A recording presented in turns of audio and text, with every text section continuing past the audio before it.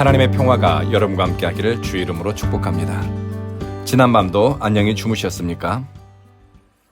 오늘 우리에게 주시는 하나님의 말씀은 시편 68편 11절부터 18절 말씀까지입니다. 11절에 주께서 말씀을 주신다라는 구절에 밑줄을 그어볼까요? 창세기 1장에서 만나는 하나님은 침묵하는 하나님이 아니라 말씀하시는 하나님이십니다. 창세기 1장, 땅이 거칠고 비어 있을 때, 어둠이 깊은 물 위에 깔려 있을 때, 주님은 빛이 있으라 말씀하셨습니다. 하나님의 말씀이 들려오자 흑암이 가득한 곳에 빛이 충만해졌습니다.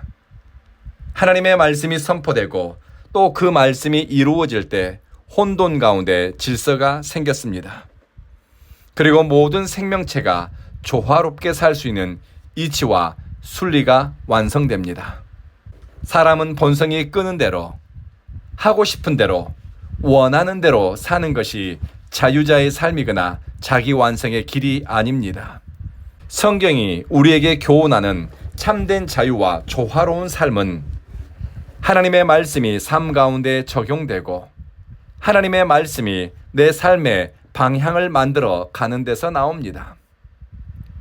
그러니 지혜로운 사람은 하나님의 말씀 듣는 것을 기뻐하고 내게 들려오는 하나님의 말씀, 깨달아지는 말씀이 있다면 그 말씀을 품고 그 말씀이 자라고 삶으로 열매 맺는 순간을 기다립니다.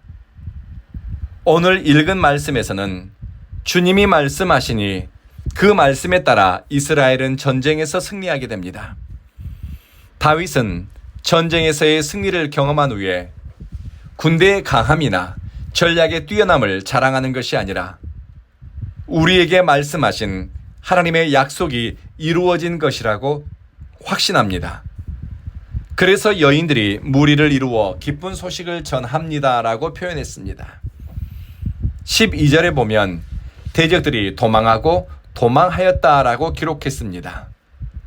대적들이 얼마나 허망하게 패배했는지를 강조하는 구절이라고 학자들은 해석합니다. 나보다 강한 대적, 내 능력을 압도하는 환경과 조건을 넘어설 수 있었던 것은 군사력이나 준비 때문이 아닙니다. 하나님의 능력이 그들과 함께 하셨기 때문입니다. 하나님의 백성에게도 피하기 힘든 싸움이 있습니다. 하나님을 지극히 사랑하는 사람에게도 눈물 나는 일이 있고 또 가슴 아픈 사연이 생길 수도 있습니다. 하나님을 위해 선택하고 주님을 사랑하는 마음으로 헌신하는 사람에게도 전쟁과 같은 고난이 찾아옵니다. 13절에 너희가 양 우리에 누울 때라는 구절의 의미를 학자들은 하나님의 백성이 비천하고 척박한 상황에 내몰리는 경우라고 해석합니다. 다윗은 수없이 많은 실패와 위기, 비천함과 모욕, 비방과 배신을 당하면서 도대체 왜라는 의문을 숱하게 가졌습니다. 그런데 다윗은 왜라는 의문을 갖게 되었을 때 하나님 없는 것처럼 선택하거나 하나님을 두려워하지 않는 사람처럼 행동하지 않았습니다. 오히려 하나님의 말씀을 붙들고 하나님의 약속에 소망을 두고 버티고 견디면서 주님의 때를 기다렸습니다.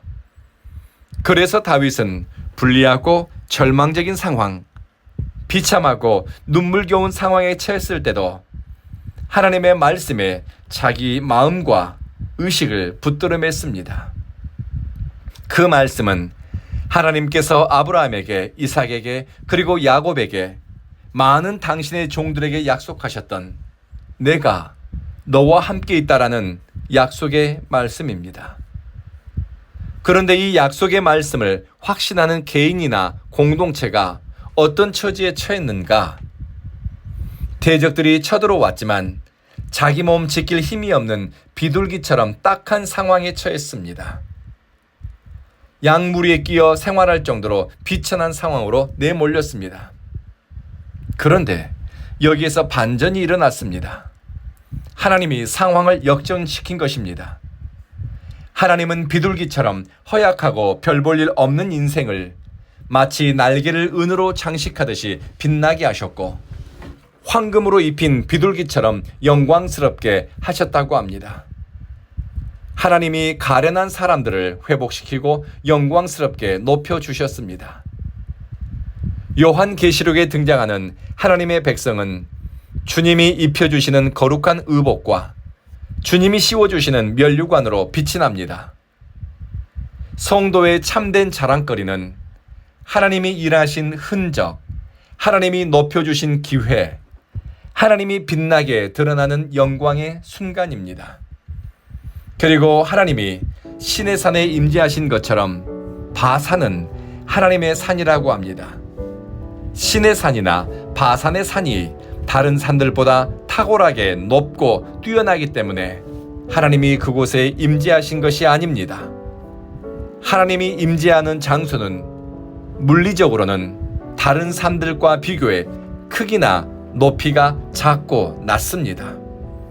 그러나 그곳에 하나님이 임재하니 거룩한 산이 되었고 하나님의 영광을 품어내니 그곳은 하나님의 산이라 불리게 되었습니다. 하나님이 영화롭게 하는 인생, 하나님이 높이는 인생에는 하나님과 함께한 흔적, 하나님이 붙들어준 흔적이 있습니다. 그래서 그 인생이 주님 보시기에 귀하고 보배롭고 영광스러운 것입니다. 오늘 기도하실 때 주님이 우리에게 들려주신 말씀, 내가 너와 함께하리라, 임마누엘의 신앙으로 오늘을 살기를 구하십시다. 그리고 나는 낮고 작은 인생이지만 주님의 임재를 경험하면서 크고 작은 어려움과 환난을 주님의 도우심으로 돌파하면서 임마누엘의 흔적이, 하나님께서 높여주시고 영화롭게 하신 흔적이 우리 삶에 새겨지기를 구하십시다. 기도하겠습니다. 자비하신 주님, 오늘 우리는 임마누엘의 신앙으로 살게 하소서. 하나님이 나와 함께 하신 것을 생각하고 의식하고 떠올리면서 일상을 살게 하소서. 우리는 때로 낙심하고 비천한 가운데 마음이 주저앉고 비둘기처럼 내 삶이 허약하고 보호받지 못한다 느껴지는 순간이 있습니다. 그러나 하나님이 우리를 높이고 빛나게 하는 순간을 기다리며 주님께 소망을 두게 하소서. 사랑하는 주여, 우리 온 교회 예배자들의 삶 가운데 그리고 온 교회 가운데 주님이 임재하시고 그것을 깨닫고 주님과 함께함을 즐거워하게 하소서. 예수님 이름으로 기도합니다. 아멘.